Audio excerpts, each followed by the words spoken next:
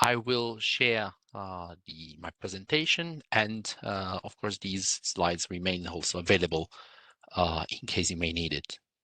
So the overall outlook for Latin America and in Brazil and Mexico doesn't necessarily, and then I hope we will then comment afterwards. We will have also a Q&A session in the end.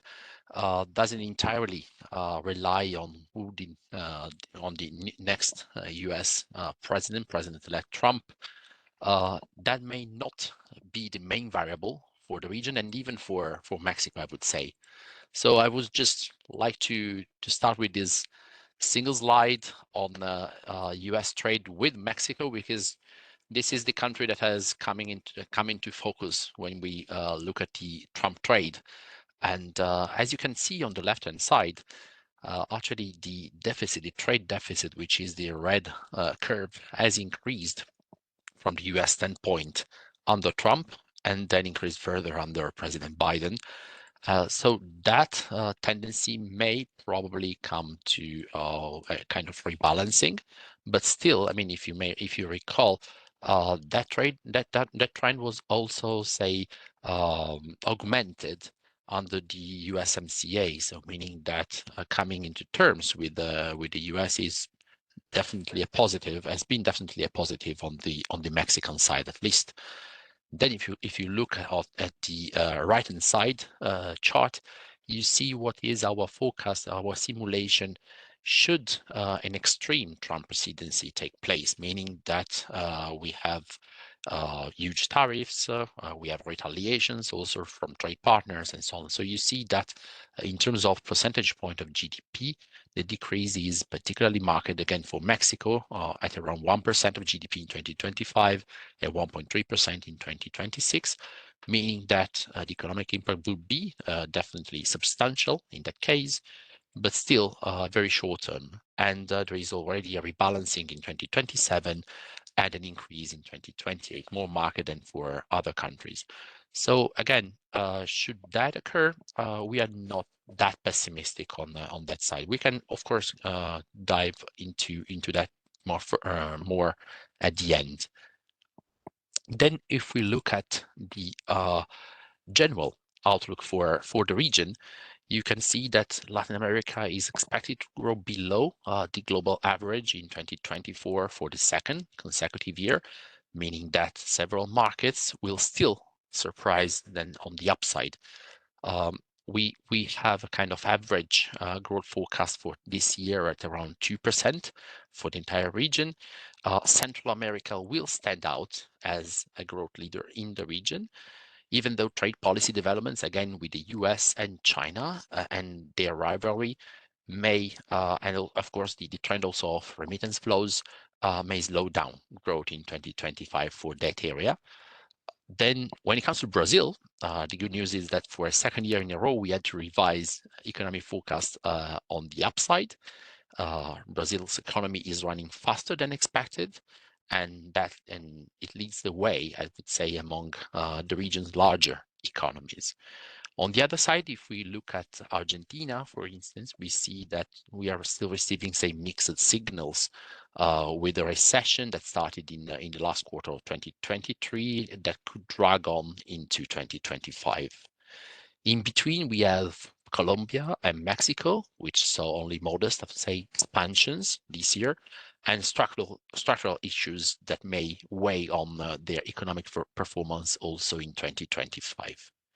Of course, I would also mention here, and then again, we will return into that later, agricultural output and increased government spending remain the main factors for growth, but also for increased attention in Brazil. Peru also experienced solid growth with investment in mining and ports influencing the medium-term horizon. In Argentina, on the other side, investment and private consumptions are still slowing down amid fiscal consolidation efforts and weak capacity utilization. What you can see instead of on the right-hand side is our world risk map when it comes to counter risk.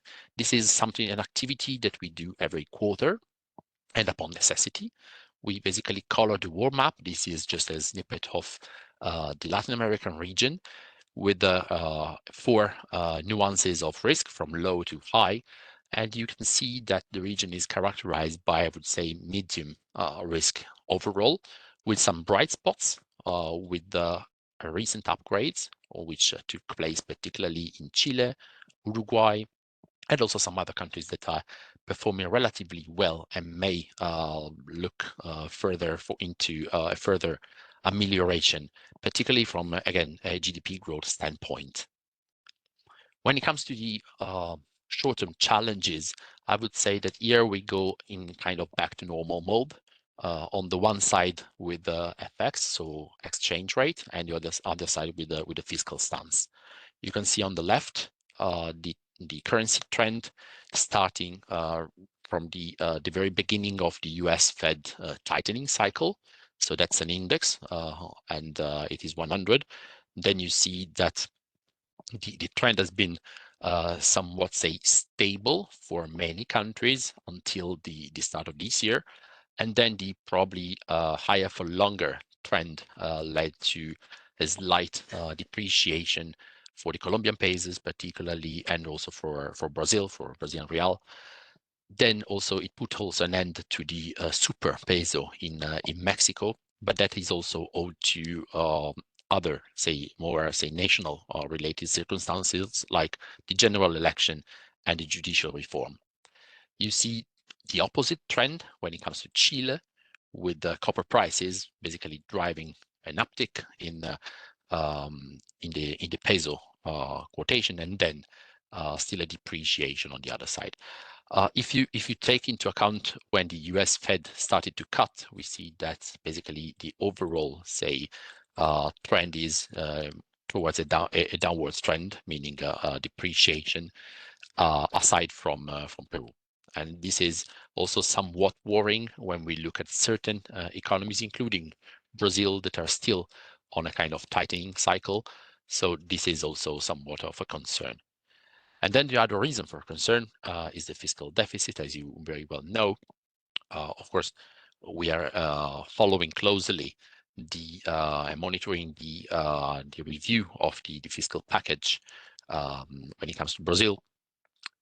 We don't expect any, say, substantial amelioration for 2025 in the country, but I think it is also worth mentioning that, again, the situation remains that one, and again, having the benefit of a comparative chart across country also gives you an idea of what is the fiscal stance that other countries have also embarked into. That is, for instance, the case of Chile, where you see that fiscal deficit will definitely narrow. That is the case for Peru. Could be also the case for Mexico, even though we are still a bit more, say, optimistic when it comes to the fiscal tightening there. And in general, if you take the LATAM 5, meaning all these countries are outside of Argentina, the overall trend is for a decisive, say, tightening on that front. And we will see what can be, say, the levers for that.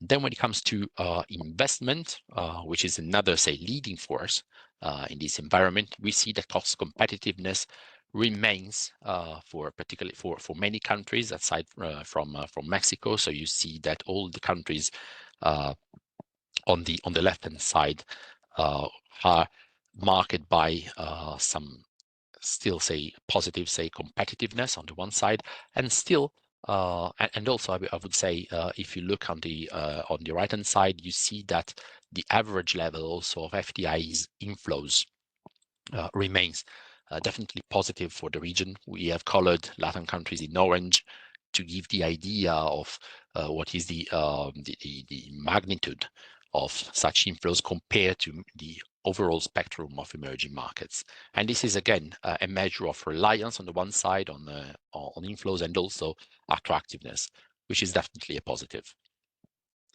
When it comes to inflation, we see that some countries still remain within the target range, which is the case of Brazil, which enjoys, say, a larger target range compared to others, and that's the case also for Peru.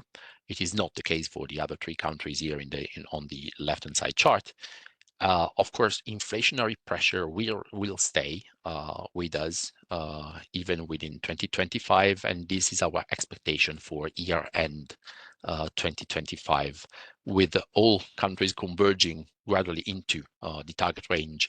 But again, it is now 3 quarters that we have been revising these expectations slightly on the upside. So this is definitely a territory which remains somewhat, say, uncertain, which is the same for monetary policy, as we can see on the right-hand side, with Brazil going up, probably also in the next few meetings, and then converging gradually into an easing cycle like the others. What is also notable here is the trend of both Colombia and Mexico, which remains somewhat above, say, the historical average, and that has also to do with some kind of fiscal tension, so some tensions on the fiscal side.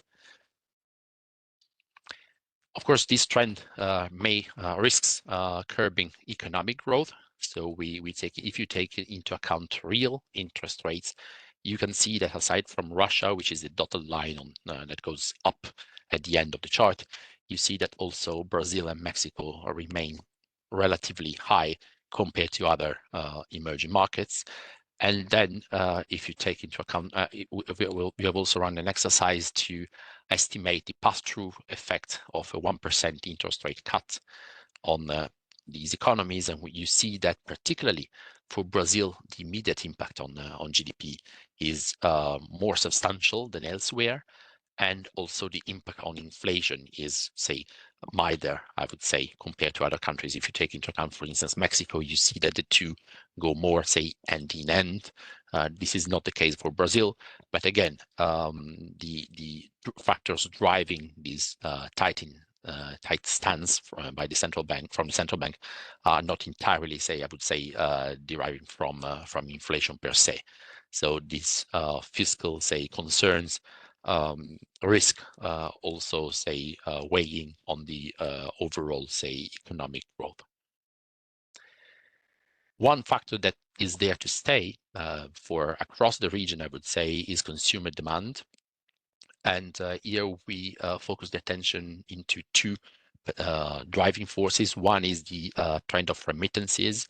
And if we exclude, say, smaller economies like the Dominican Republic, Guatemala, and Honduras, we see that they still account for more than 3% of GDP for Mexico. The same can be said for Colombia, less so for Peru, and of course, much less so for Brazil. But these are forces that are there to stay. And there is also, I mean, we have measured a kind of positive correlation in the trend of exchange rate and remittances, meaning that whenever the Mexican peso, for instance, depreciates, remittances go up. So if the depreciation trend is there to last, we will see also an increased dependency on remittances, which is definitely a positive when it comes to consumer demand, because there is also a direct correlation between consumer demand and imports and remittances. And then if you look at on the right-hand side, you see that consumer credit also remains supportive. Here we have the year-on-year real percentage change, and you can see that clearly even here Mexico and Brazil stand out with such an increase, meaning that also the credit part is supportive compared to other countries in the region. Of course, real interest rates and interest rates in general play also a role when it comes to debt refinancing. And you can see here on the left-hand side the percentage of total outstanding debt by year, and also the number on top of the column stands for the average maturity in years. And you see that here the picture looks a bit more concerning again for Brazil compared to other countries, where you have a 3.9 years of average maturity and a consistent, say, amount of debt coming into maturity in the next few years, compared to the rest of the region, and compares also to the large EMs. You have the very same picture on the right-hand side. Of course, it should also be mentioned that if we take into account years until 2033, we only have 60% of the total amount, meaning that there is still a 41% of the total that is to be refinanced after 2033, so much safer, I would say. So there is no, liquidity risk in Brazil at all, but it is important to underline that the situation is a bit more, concerning compared to other countries. Of course, a more prudent fiscal stance should help mitigate and also navigate short-term political uncertainty. So you have on the left-hand side sovereign yield curves that are somewhat, I would say, converging. Even Brazil remains at around zero, which is definitely a positive. And here, what is noticeable is actually the spike in Colombia, which is now facing a kind of Brazil-like phase with still, increasing fiscal concerns and a rally of yields in this part of the year. Of course, higher yields may require, as is stated on the right-hand side, some countries to rein in spending and increase revenues. And this is what we forecast for primary balance as a percentage of GDP across the board. And you can see that Brazil will maintain a kind of negative primary balance this year and the next, which is not the situation of Argentina, for instance, but also is not the situation of Colombia and Mexico, where interest rates and interest repayments play a larger role.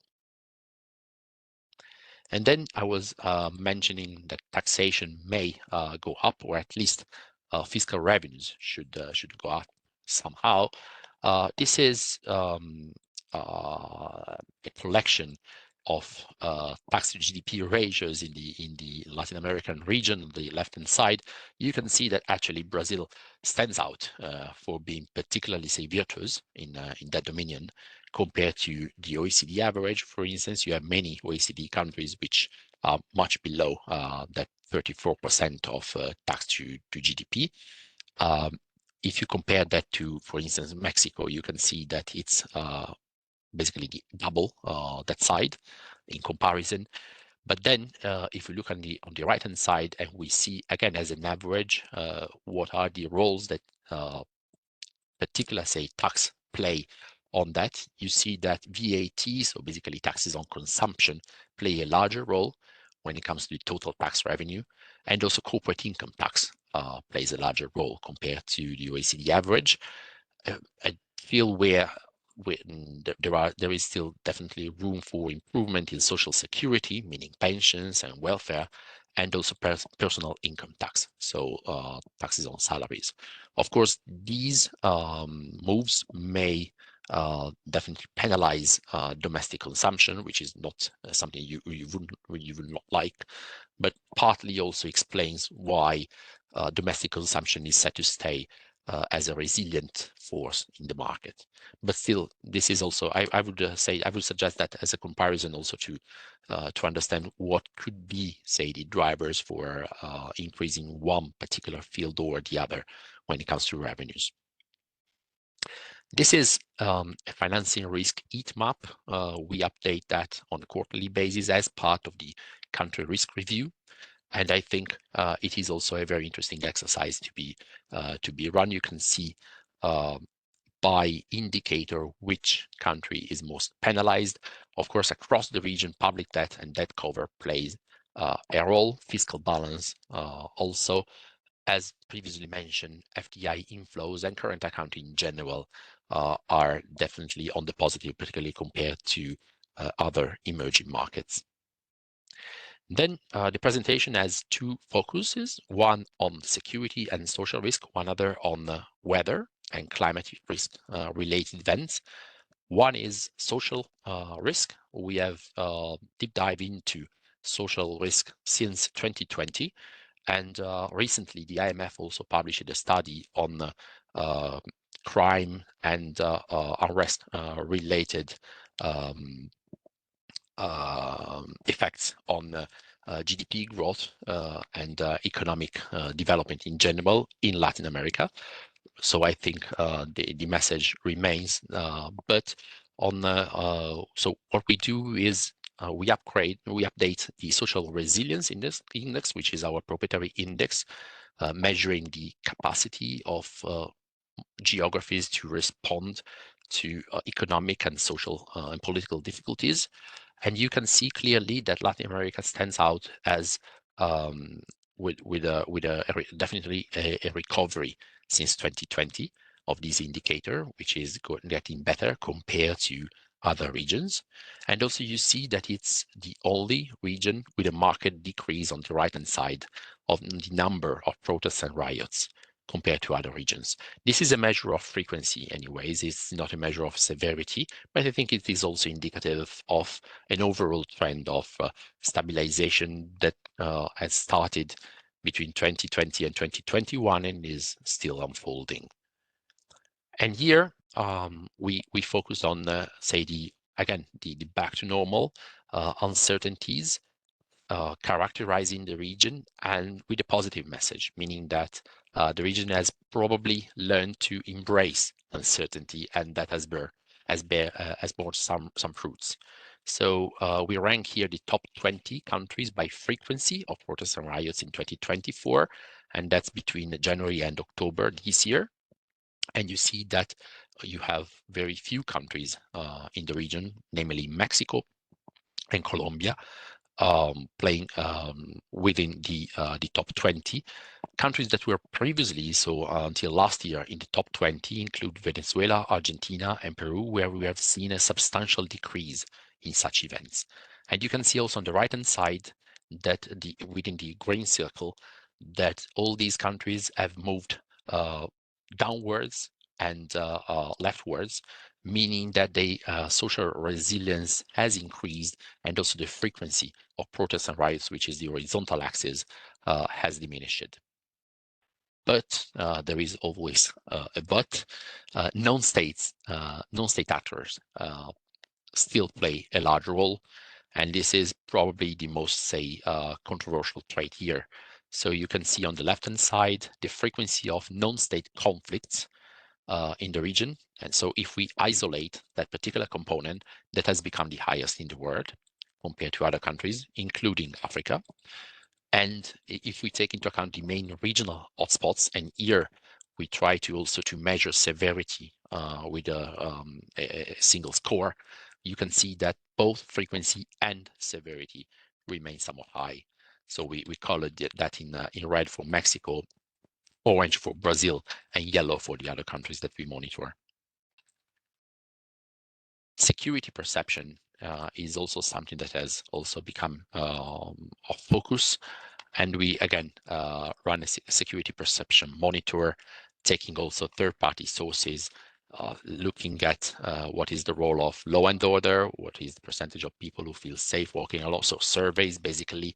And you can clearly see that the situation remains somewhat problematic in countries where it wasn't as problematic before, like Chile, for instance. Then another part is again on climate-related risks. These also have come off attention, particularly given recent droughts and recent weather events. So this comes from a study that we did earlier this year, and we compare GDP loss from climate risk in LATAM to that of Asia and Africa. And you can see clearly that that climate definitely plays a role. Particularly, I would say, drought and labor productivity, they play a large role across the region, less so cyclones and less so floods. But the impact of droughts and on labor, also on labor productivity, has been maybe intense. And if we compare also GDP losses from climate risk in selected Latin American countries, so on the right-hand side, you can see that some countries are, say, more risk to be more affected than others, including Brazil, particularly again for drought and labor productivity losses.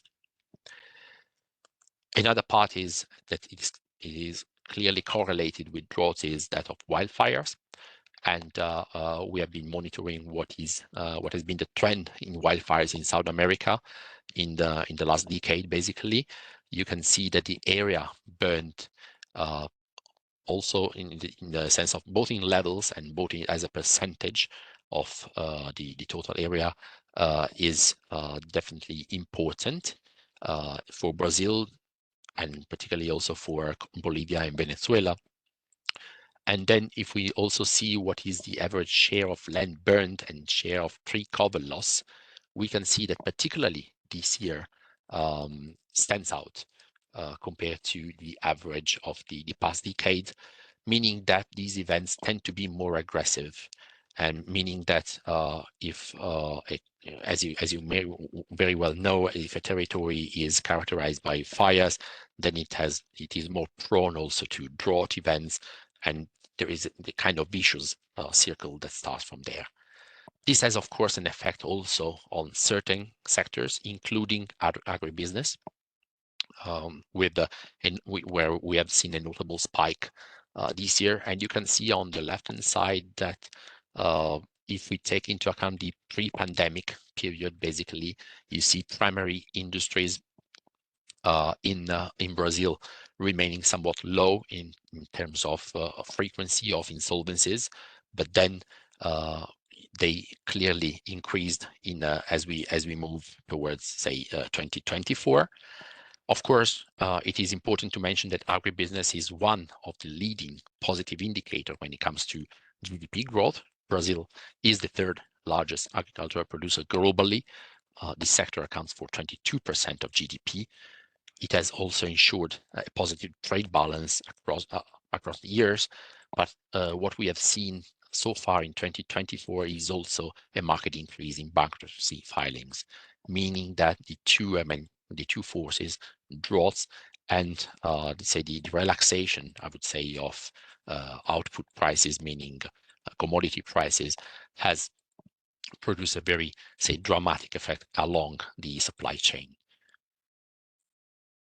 Then if we look into single countries, and again, starting from Brazil, I was mentioning GDP growth. And again, it is very well noted that for the second year in a row, Brazil emerged as a positive surprise year.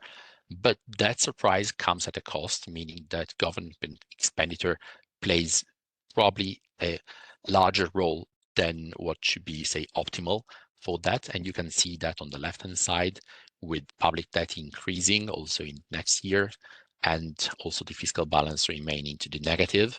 And you can see that comes at a cost also when it comes to sovereign yields on the right-hand side, where Brazil remaining one of the countries with the highest yields across the region, compared particularly to peers, and particularly with countries with similar, I would say, solvency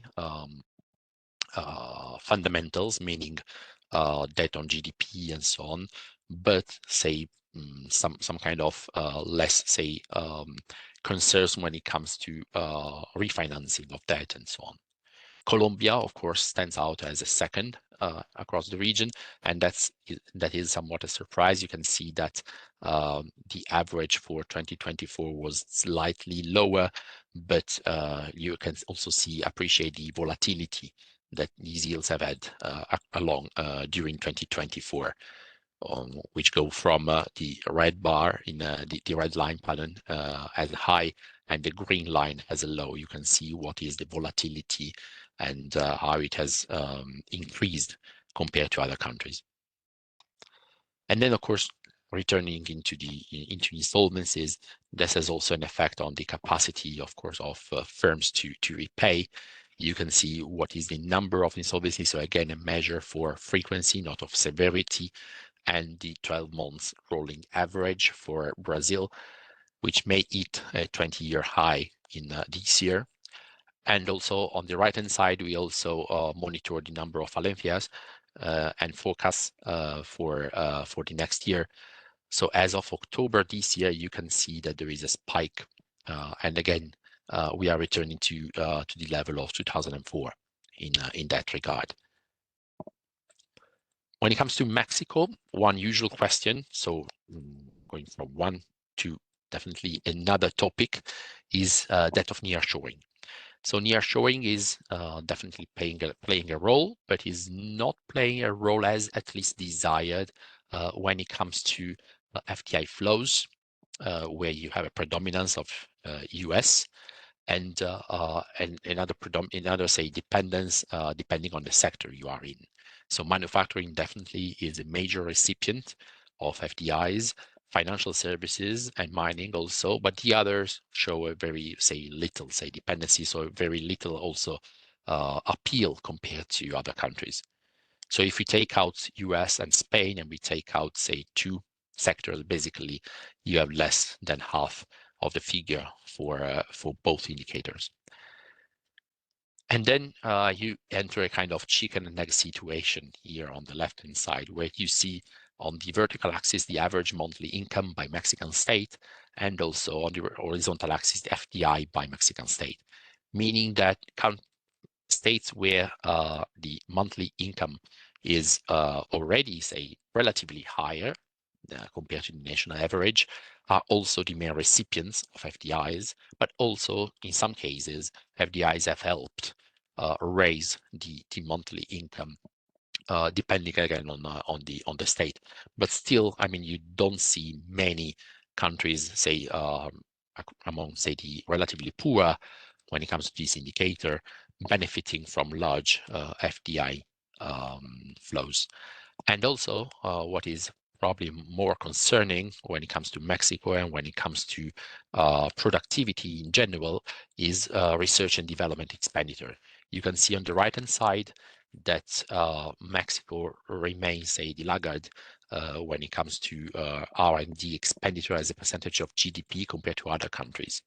Here, for instance, Brazil stands out, less so, I would say, Mexico, where you have also a decreasing trend, meaning that these flows of FDIs haven't actually produced an increase also in research and development. They are, say, more speculative, I would say, compared to other countries.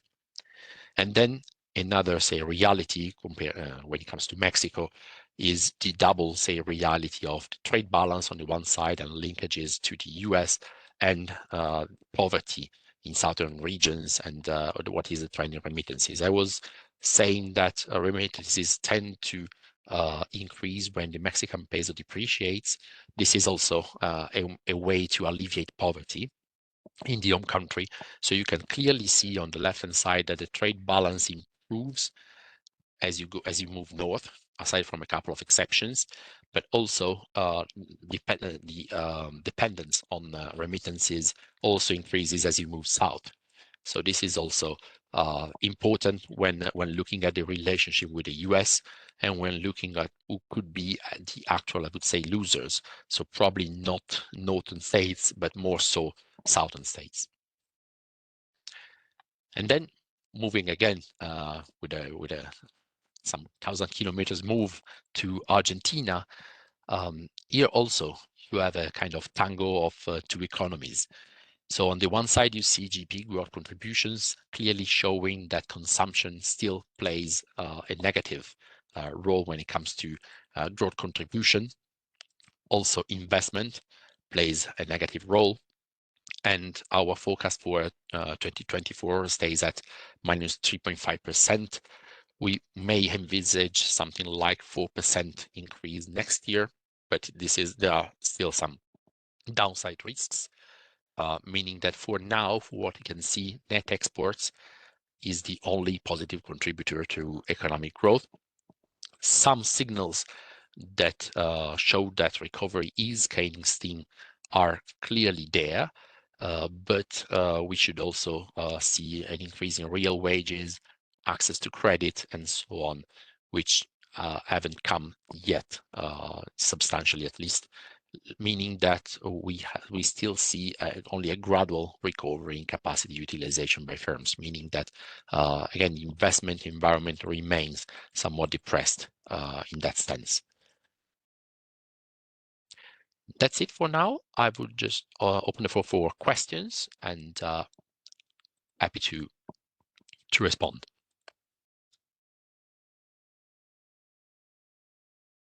Okay, Luca, thank you very much. So we got some questions here. So should Brazil benefit and grow its exports to China since Trump will possibly limit American trade with the Chinese? Yeah, this is definitely something to explore. I wouldn't say for now what we have seen so far, at least, which drove, I would say, the first also Lula administration was exactly the ramp up of demand from China, particularly when it comes to agricultural commodities, mining, and so on. What we are seeing now is more of a rebalance, I would say. So, for instance, I read that the two leaders, Xi Jinping and Lula, met yesterday. There is also an advancement when it comes to trade, particularly in the field of electric vehicles, for instance. This is also a way that China is pursuing actually to rebalance trade between the two countries. So I would expect, of course, some kind of development in the sense of increased exports, but I wouldn't be surprised if we would see more imports rather than exports to China, again, as a way to rebalance. And of course, if your, say, main commodities are, say, agricultural or mining commodities, and you have to buy an electric vehicle in exchange for that, the trade balance may actually deteriorate, I would say. One other aspect I think is worth mentioning here, given the dependence of particularly Mexico on the US, is also the potential, say, resumption of a free trade agreement between Mexico and Brazil. This is also something definitely important to explore, particularly for the automotive supply chain. Okay, thank you.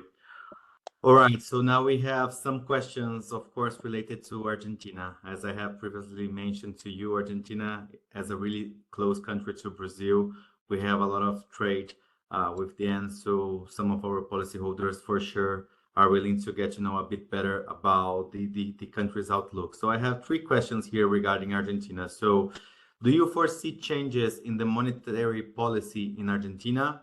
First one. So then, what is the general outlook for credit limit in Argentina next year? Should we have any changes on Allianz trade view on Argentina? I can take this one after your answer about the outlook. And what are the expectations for trade between Argentina and Brazil for 2025? So since we were touching on trade, I would start from the last one. Of course, there have been talks, and again, this is probably why Lula and President Milei were shaking hands in the sense of increased trade in natural gas. And this is definitely positive for Brazil, because that gives access to, I would say, cheaper gas than, say, imported LNG, for instance. And may also give way to exports towards Argentina in the sense of machinery and supply related to the construction of the infrastructure that will be needed for that trade to happen. So this is definitely a positive. And the interplay between the two economies may surprise, I would say, on the upside. So this is, I wouldn't say buy the narrative that since one is left-wing and the other one is right-wing, the two won't agree on anything. I would definitely, I would much more advocate in favor of an increased trade between the two. When it comes to the monetary policy stance for Argentina, President Milei has promised to remove the cepo, for instance, in 5 months' time. Let's see. That's also very much dependent on inflation. For what I've seen so far, monetary policy itself doesn't play that, say, larger role across the economy as other measures. In recent months, as we have been, say, studying the stances of both Turkey and Argentina, which share, I would say, some similarities, even though one is double digit and the other one is triple digit when it comes to inflation, but similar dynamics.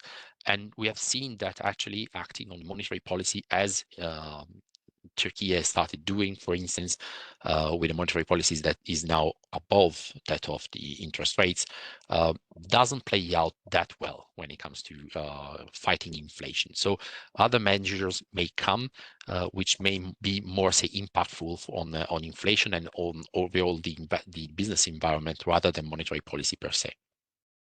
And do you see any change after Trump will be in charge of US. So do you see any improvement in the economic scenario for Argentina with Trump?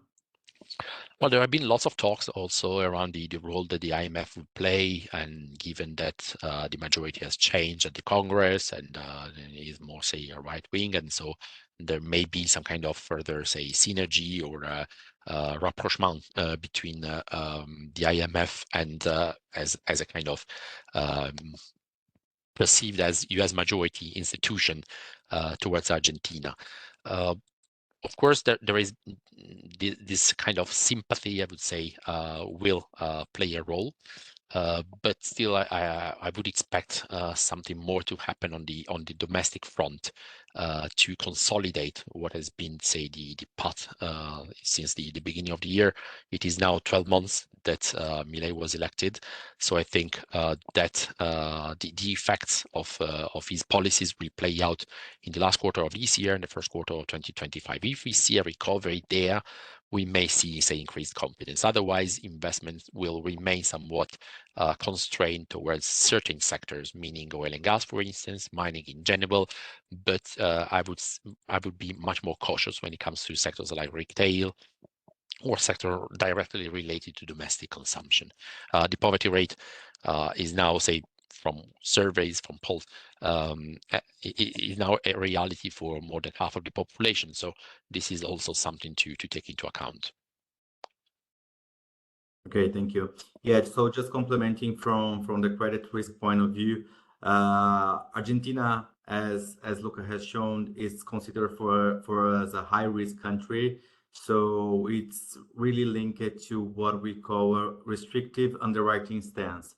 So up to the moment that we have a country classified as a high risk one, we have what we call internally the capacity matrix, which determines the level of coverage and what will be our underwriting stance for those kind of countries.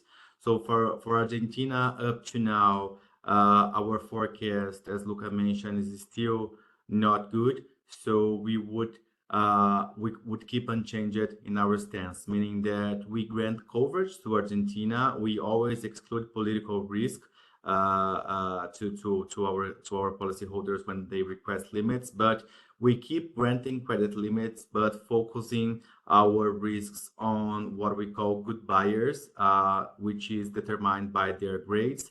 So normally we are granting coverage for subsidiaries of multinational companies or for local players, which plays a really key and relevant role for the country's performance and not link it to any kind of foreign impacts. So that's it, I would say, just to complement. All right, so double checking here. I think we don't have any other questions, if I'm not wrong. All right, just came another one. So Leo just send me another one. So how do you see the free trade deal between Mercosur and the European Union? Are there any consequences? Of course, there is, say, larger integration that comes in the field, particularly of critical minerals. So I would expect there the region to play a larger role, particularly as they detach themselves from the US on the one side, and also they come into focus when it comes to, again, the supply of such materials for certain industries. Meaning that since we have seen across the board, I would say, for instance, an increase in defense spending, these industries are also industries that require, say, stability of supply and so on.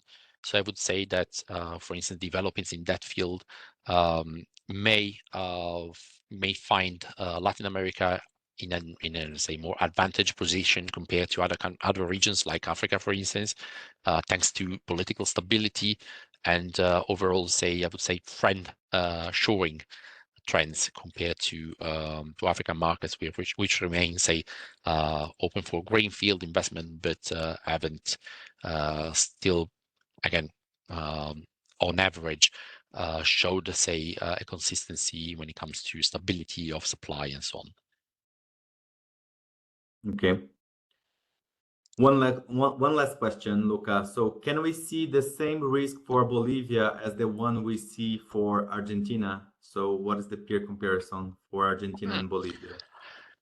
Well, I would not draw any comparison here, but of course, what is happening in Bolivia is something more related to an institutional crisis, which we don't see actually in Argentina. In Argentina is more a matter of social contract, of course, and how this policy will play out. For Bolivia, well, the situation is, I would say, much more problematic. Argentina, for instance, I mean, with the Vaca Muerta developments, has become a huge natural gas producer, leaving actually Bolivia out of markets, with only Brazil now taking some natural gas from there.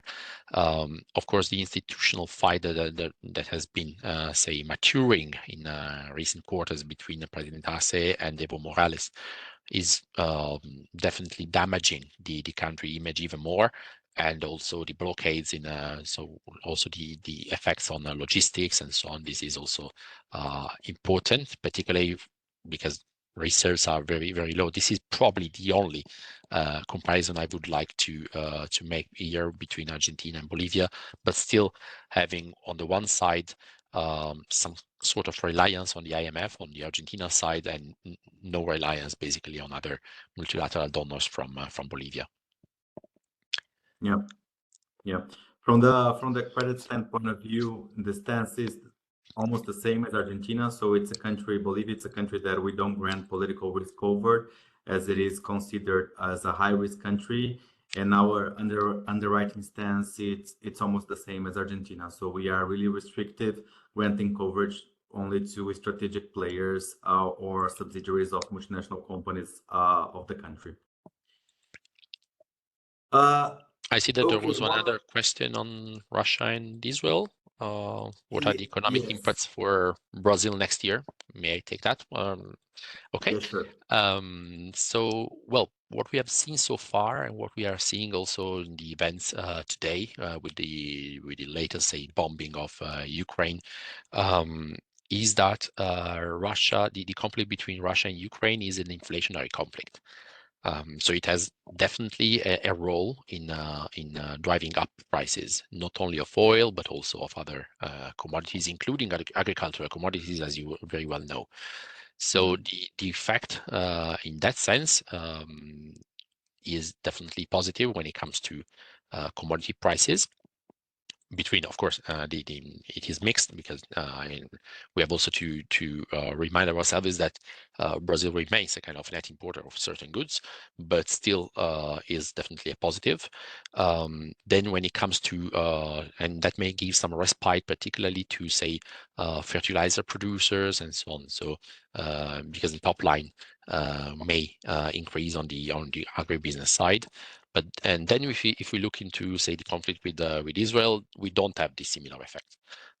So this has proven not to be safe, at least as in the current configuration, I would say, not an inflationary conflict. So this is definitely not a concern. Aside from that, and this is something, a point that I briefly touched on in the slides. Latin America has been, say, relatively safer, perceived as safer than other regions in the last couple of years, and this is, I would say, a kind of new normality for the region, something we that was not expected. I recall lots of concerns from, say, US and Canadian investors towards the region in previous times, including, say, 2019 for the protests and so on. Now that narrative has somewhat left the region. So I would say that increased conflictuality worldwide has played out as actually a positive for the overall region, as a kind of safe haven when it comes to such dynamics. Yeah, perfect.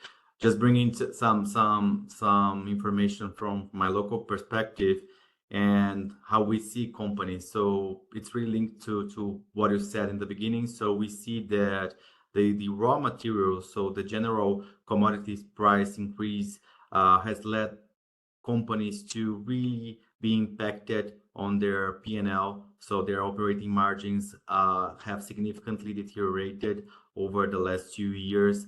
And that was even more deteriorated when we consider the basic interest rates of Brazil, which is really high, as you mentioned several times, and with an increased forecast. So we were decreasing the interest rate curve in Brazil during the last year, but since the second half of this year, we started again the increasing curve. So this may bring even more pressure to those companies' profit and loss, resulting in extra leverage and consequently more risk of insolvency. All right, so I think we covered everything. We are almost there on time. So that's all. I think we answered everything that came to us in the chat. So once again, I would like to say thank you, Luca, for accepting the offer to join us today for this webinar. It was a pleasure to hear your insights about the economic outlook for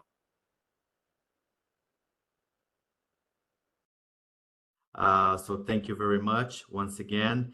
And I would just want to reinforce to the audience, to the remaining audience here, that we will keep the Credit Talk event during 2025. So you will receive in the beginning of the year our agenda for 2025 with the first event, which should take place in February or maximum March of 2025. So that's it. Thank you very much, Luca, for your time. And your Thank you. Thank you all. Have a good day. Bye-bye.